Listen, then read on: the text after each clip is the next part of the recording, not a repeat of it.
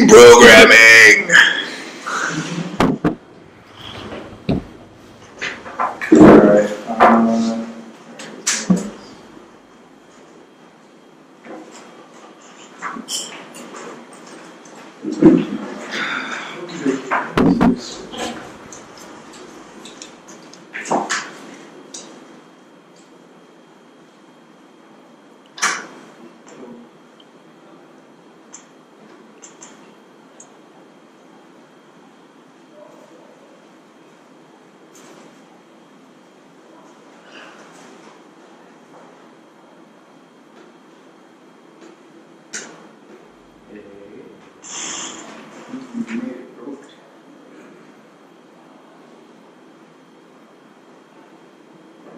you should just like mine there.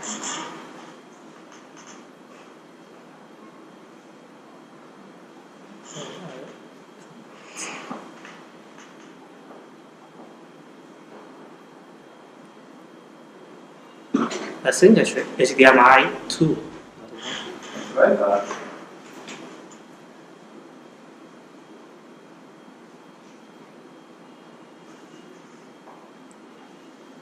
This is. Oh, here we go. Nice. Okay. Oakley dokley.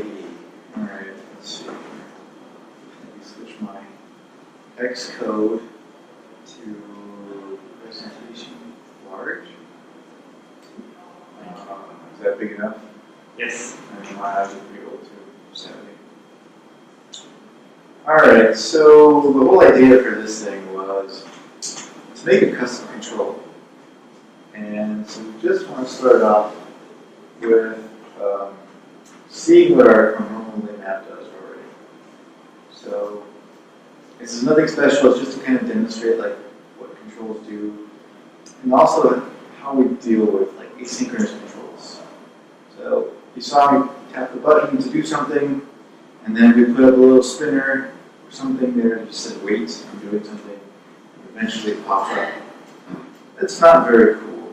So maybe we want to add some animations, provide some visual feedback that something's actually working, and then actually do something a little bit more fun.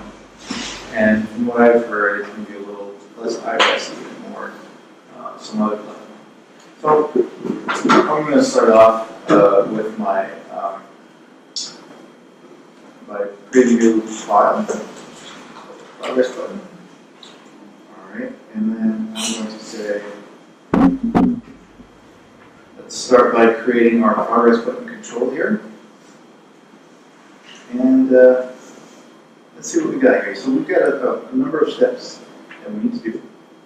The first one is we need to set the delegate. So we need to create a delegate on the progress button.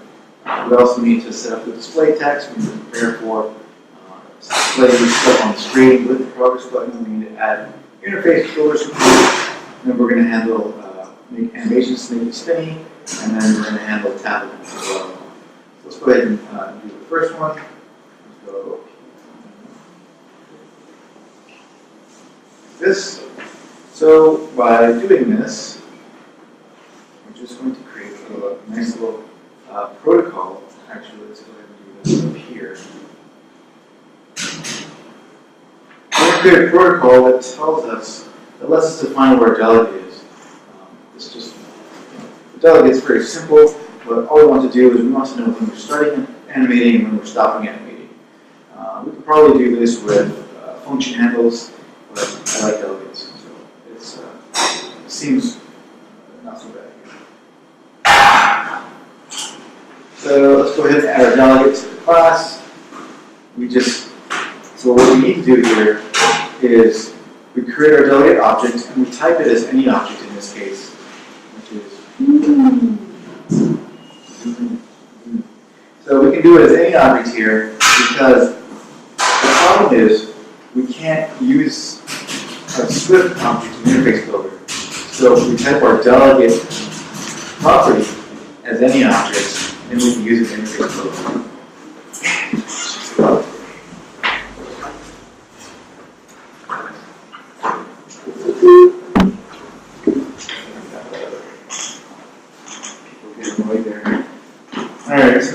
create our delegate objects, and then what we have is we have this underlying delegate object to actually hold on to the actual delegate property that we want to use. So, okay, so I think that's fairly simple. We just assign internally we use the underscore delegate, but when we're an interface builder, we're just using it through the delegate property. So it's just kind of like a little wrapper around that. So to do our title stuff, we're just going to build a title label. I like to use this pattern in Swift by having these nice little factory methods that build stuff, and also when I do a lazy property, because what it lets me do is if I later want to reuse it, I can just reuse this function. Pretty simple.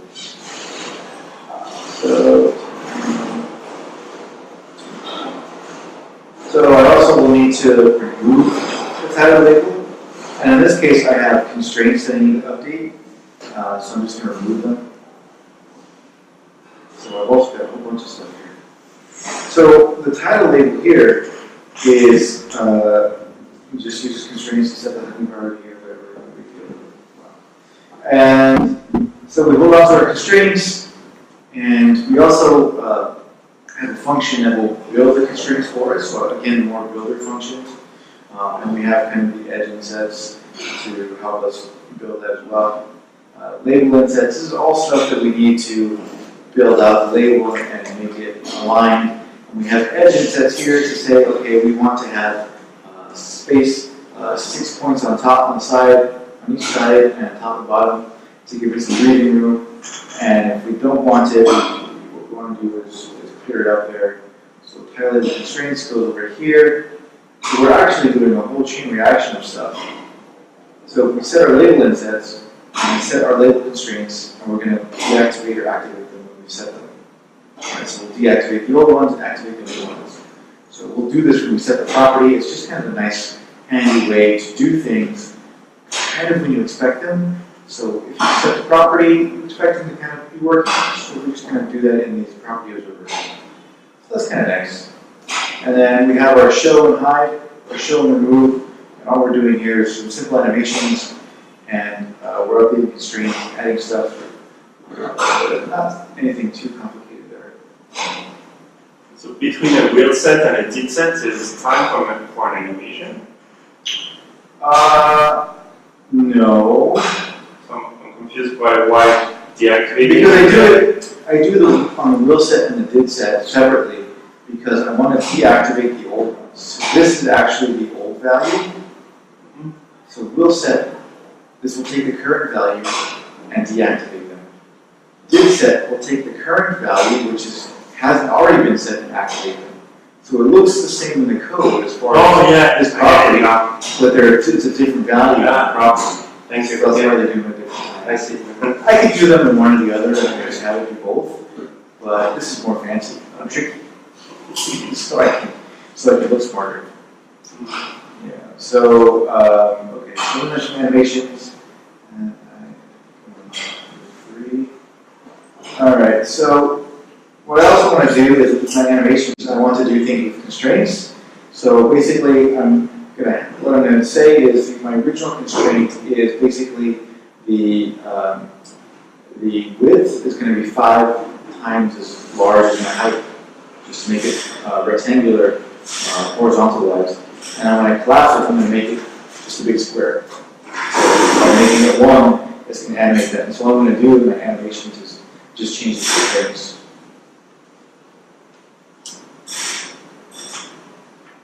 And then what we do is we set up our constraints and set them active or not active.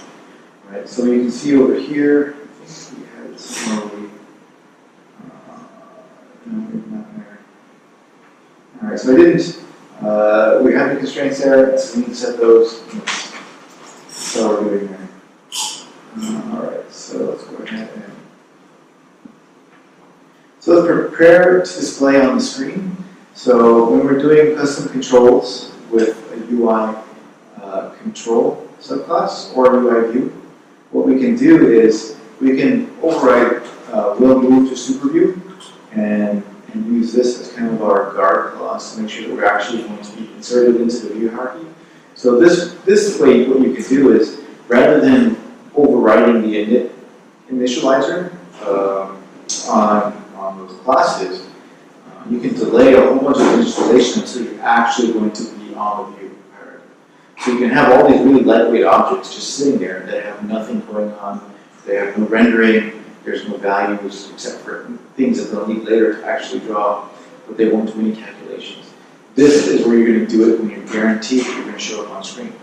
So now what we're going to do is we're going to set up our constraints, which is set things active to deactive, and then we're going to also show our title label, which will go ahead and lazily build stuff and say, okay, the title label is there, add it to the view, and then set the constraints so you can see how we're lazily doing all of this stuff only when we actually need to do it on screen, right? So by making sure that we set the alpha and then we add to the subview, we know that all this stuff is actually going to be seen. So that's why we do it there. It's kind of nice. Alright, so now we've got a whole bunch of properties. Let's go ahead and do this here. So these are going to be handy for looking at stuff in interface program. So basically what I want is the text of the button to have a title. And all I'm doing, since I'm building this out of a title table, I can just use a property that forwards everything to the title label. And I can get that value as well. So, and the same thing with the title color. Even though it's a property on control, I'm going to forward all of that stuff to the underlying label, because that's where it makes more sense. And I also have a value for corner radius, because everybody loves to set corner radius these days, and it's like Web 2.0 data all over again. So you can just set the corner radius and just make a nice little property that will affect the layer of this particular control. And the font? Nobody likes to set fonts. All fonts are there. Alright, so what we also want to do is set something that spins and shows us a little progress. So it turns out that I've also got a spinning progress layer class already written in here that just does some simple animations, and it does some drawing, and it has colors, and you can start animating and stop animating, and automatically do the rotation animation, etc., etc. So we've already got that in there. So we go ahead and set up properties so that when we set our layer, when it will set, we'll take any layer that we have and we'll just stop animating and remove it, so we have to replace the old one. And on the did set, what we can say is that, okay, well, we've got a new one, let's go ahead and add it as a sub-layer in our layer, and start animating, and just let it go, and that's it. So, and then what we also want is a nice little helper property that just tells us whether we're animating or not. And we're animating if we have the spinning layer present. Seems so logical. Alright, so let's go ahead and take a look at our animations. So the first one I want to look at is to animate the corner radius. It's just taking the value, really simple. The only real complicated part of this is getting the key path from the CA layer and doing the corner radius. And what we also want to do is control our animation. So we have a start and stop animation. And when we start, we're going to go ahead and do something else there. So let's go ahead and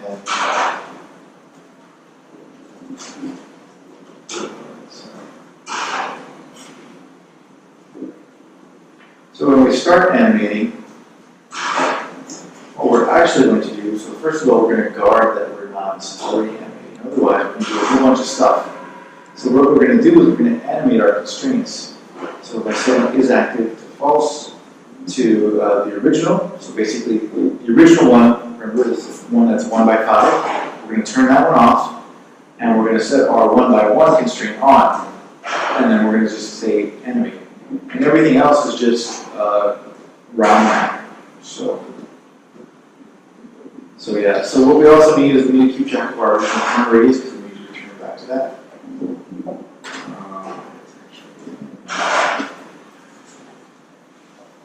So we put our corner radius in there to save that value so that we can return to that later. Right? And then what we also want to do during our animation here is when we remove the title label, we're going to do everything, the animation afterwards. And then we just run everything for a URV animation function.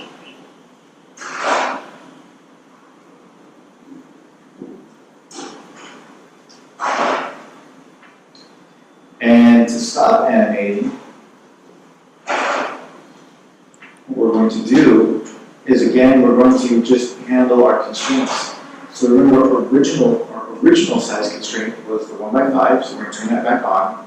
And the class 1 is the 1x1, we're going to turn that one off, so that when we tell it to animate, it will just figure out the frames and then auto-animate for us. And everything else is just remove the animations, set our time duration, delays, all those animation type values.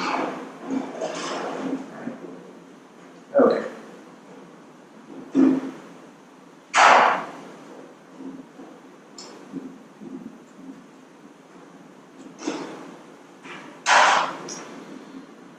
Alright, so now we're going to have support for our delegate functions. So we're going to just have nice little private helper functions that let us send off our delegates. So that's pretty simple. And we try to do these in a couple of places. So first of all, in our code here, in our start animating, when does it actually did start animating on? So we have our did start and did stop. We need to call these within our animation functions, right? So when in here do we actually have we finished starting animating?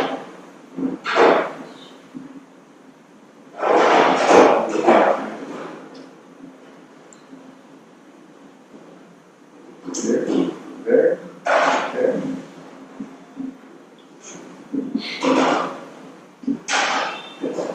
Can everybody tell? The completion block.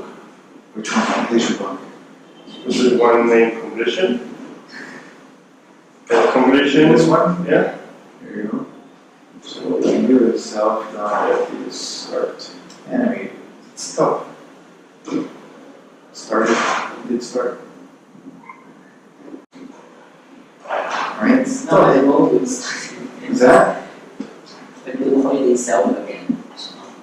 So why start? I think stop. No, completion equals stop. So that means that the animation completed. So we set the control to actually start moving. So by doing this, we've actually added a spinning layer. Remember when we add the spinning layer, right? We tell the spinning layer to start animating, right? So the spinning layer is showing an animation. So by doing that, we've finished our initial animation sequence. Okay? So maybe the wording is a little weird. And also here, what we want to do is we want to stop, send our notification or our delegate method to when we stop animating. So can you see where we did that in this function? In completion block again? Here, You can even put it after, yes? after At the end of completion block? here, Yes. maybe not. Maybe not. Because what we want to do is we also want to do it after this animation, right? Should be first. So what we can do is say, did stop animating like that. So we can just pass in the function. Actually, we should be able to do this. Oh, let's see. So let's go ahead and just wrap this in a nice little anonymous function there. We'll just ignore the if block there. So now, the thing is that the stop animation sequence is actually a couple of different animations. So we're going to expand, and we're also going to show the title label. So the text on the button is going to fade out. And so we're going to fade it back in, and once we fade it back in, then we've actually stopped. So you have to remember how many steps that you've actually done during the animation.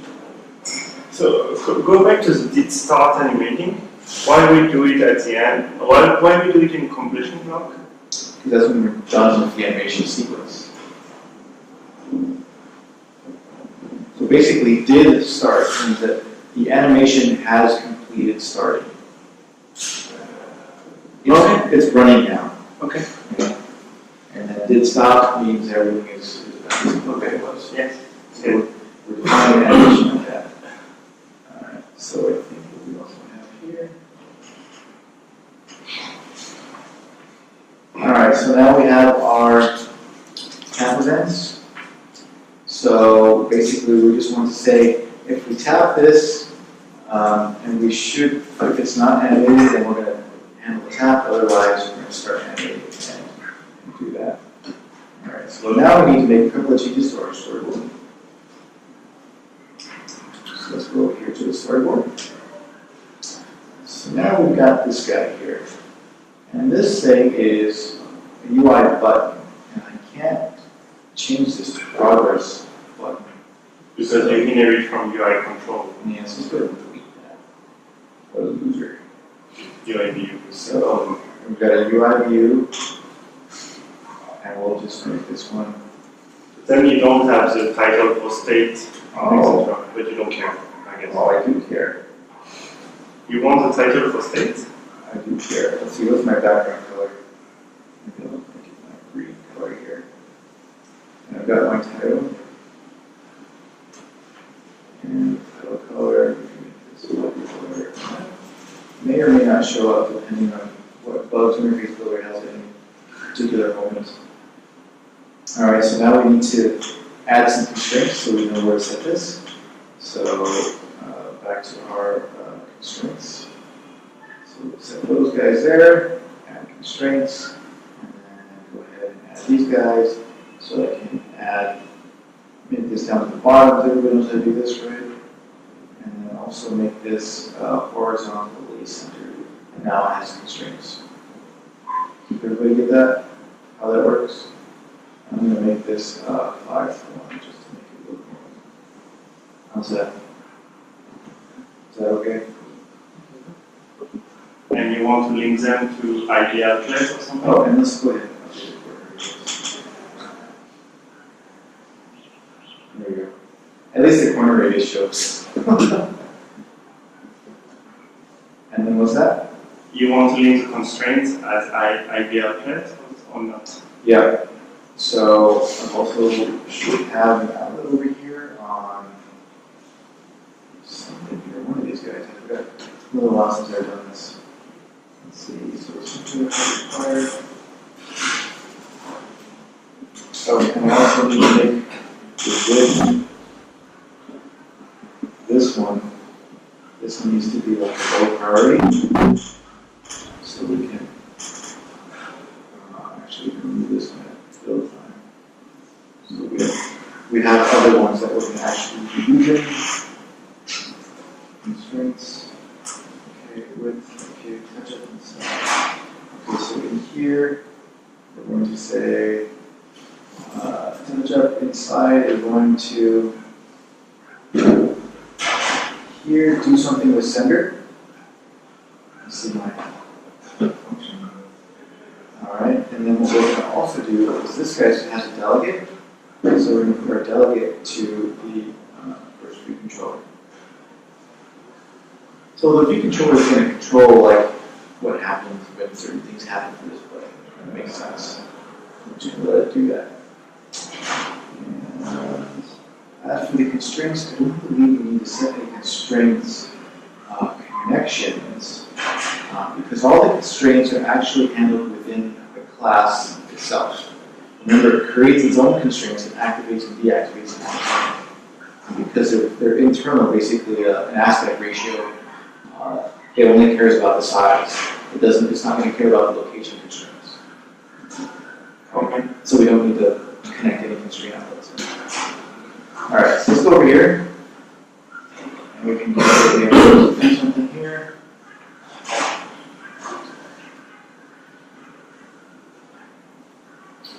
Alright. Oh. Totally forgot what all these things did. So, I'm going to go ahead and make that.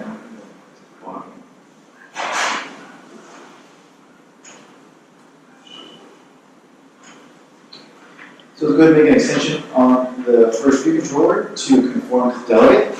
And when we push the button and it's done animating. Then we want to just do our slow loading process simulation, and then we're going to present the second view, and then we're going to also reset the animation on the button that was passed in here. So we're actually not going to reference any buttons within the view controller because there's a reference. Alright? And then what does this one do?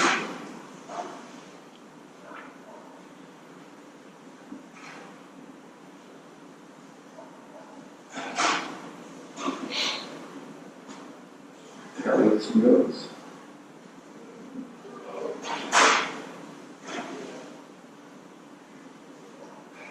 Could be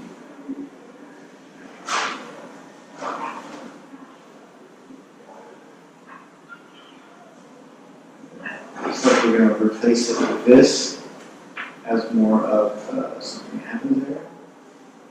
And then we're going to not do this anymore. This is the part where I made my demo a little more complicated.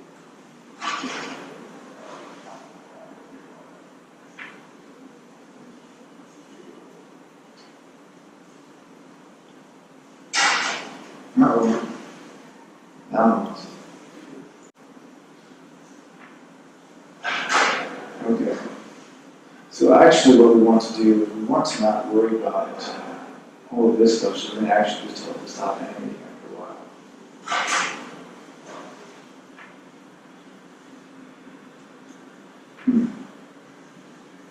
That's fine. I guess I remember doing this.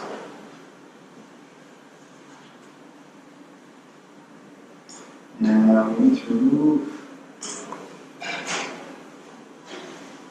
this animation. Boy. Let's see what this does. I totally forgot.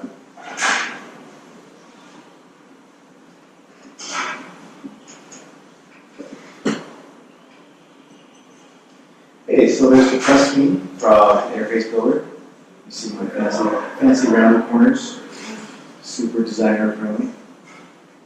And, oh, crap.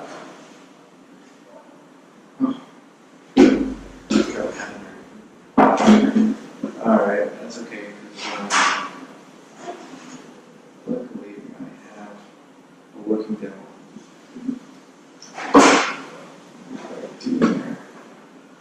So we have this, do this.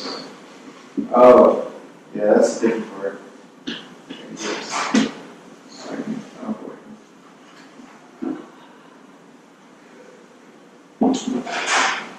Well, I would want to guess all of this from my notes. So, there's some steps in here that I forgot because it's been like 2 months since I did this demo. But, this is what it looks like. So, and this is what should happen. And then, let's see, fancy transition animation.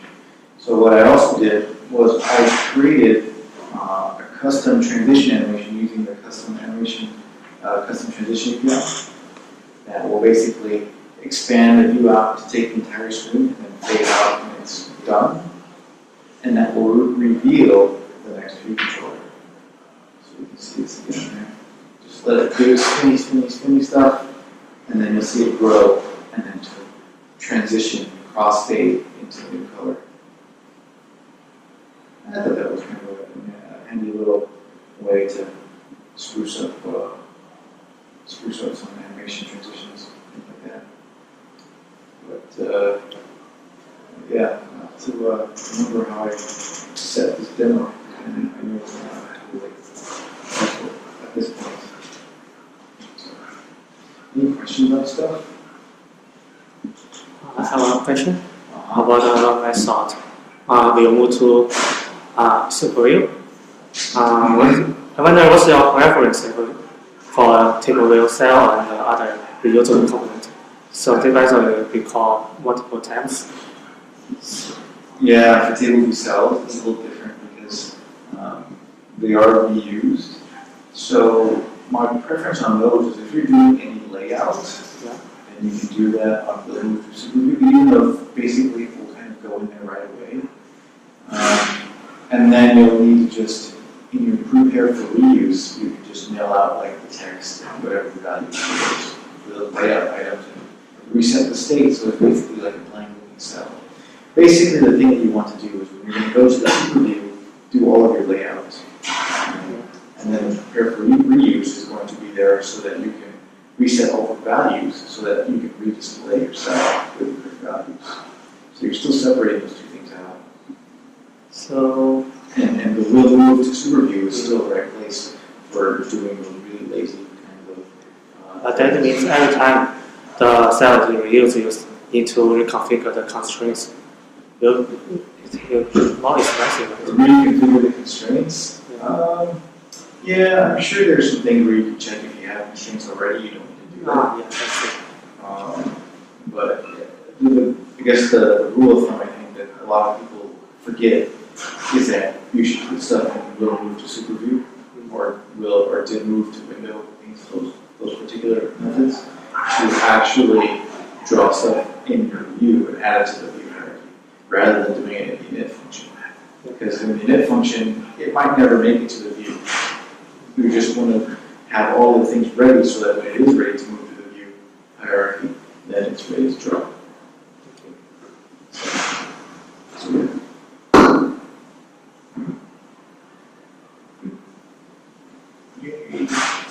Any other questions? No? Yeah?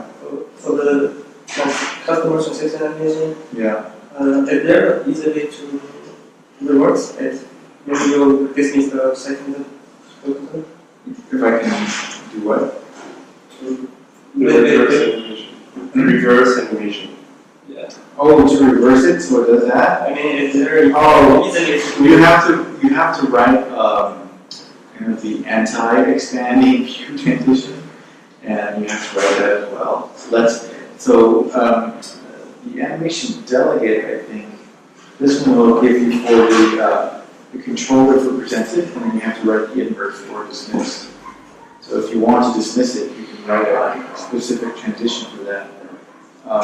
This one, I believe, only bends for the presented. Yeah. And I think, yeah, here, so this is the presenter, and I don't think it does anything for dismissed. So yeah, we have to write a separate one to level. And it's what you can do is just kind of follow the same pattern. You could create another class that says, collapsing view animation animator, and then just do all of the animations. There's photograph, there's a lot of animations in this thing to actually get that to work correctly. Because there's so much math. So yeah, this is a nice API at the moment, but maybe has to write it. I have another question. Yeah. It's about the storyboard. Storyboard. Yeah, because for lab and booking, we use some scene. And You use what? Scene. Themes. Yeah. For the title and some color, we have consistent color across the app. Yeah. So I wonder, for storyboard, how can you do it? How you make stuff. Yeah, because the storyboard is different. The color and the font size. Sure. So one thing that you can do is that you can go over here. Is that we have a custom color palette that you can create. So you can create your own. I think you can go to this thing and create a new one. And that's okay. That puts it in the system library. It's not very reusable. Not as easy as it could be. One thing that we've actually started to do here, and I'm trying to get that running here more often, is to create, I'll have an enumeration called app color. And then this would be like an int. And then what I'll have is like,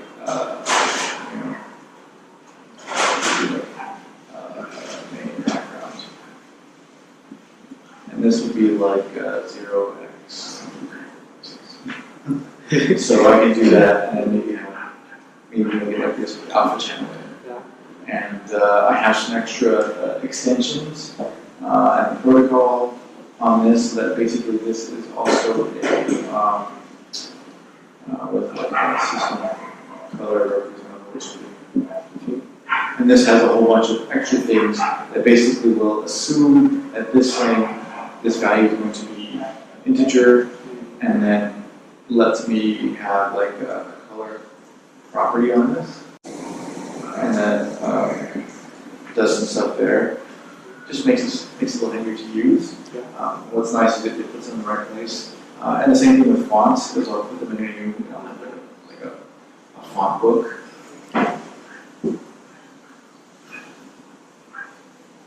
And this would basically be like a string, maybe, with just a bunch of font names. But it's the same, you cannot use any variations in interface builder. No, these are all done in code. So since in code you can do an extension of your product directly. Yeah, so, if I had a protocol, this is totally off topic. So if I had a protocol,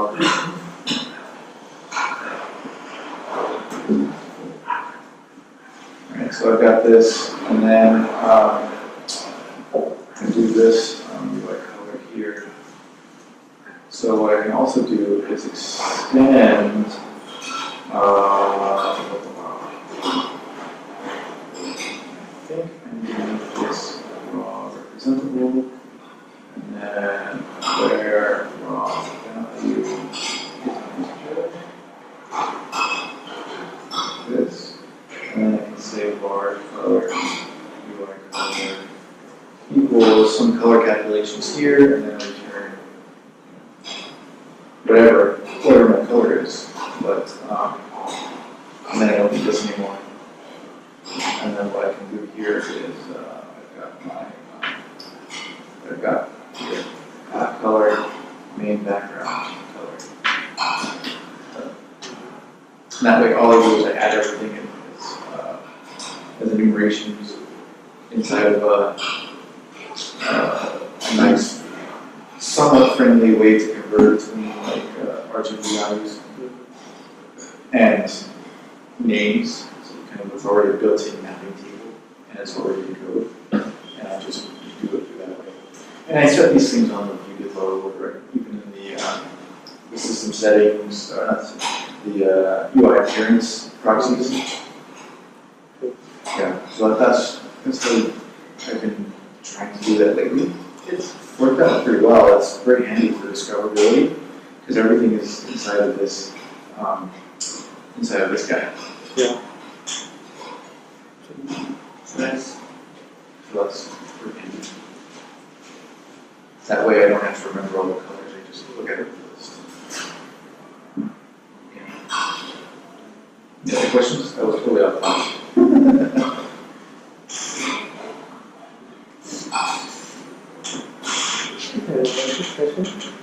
No.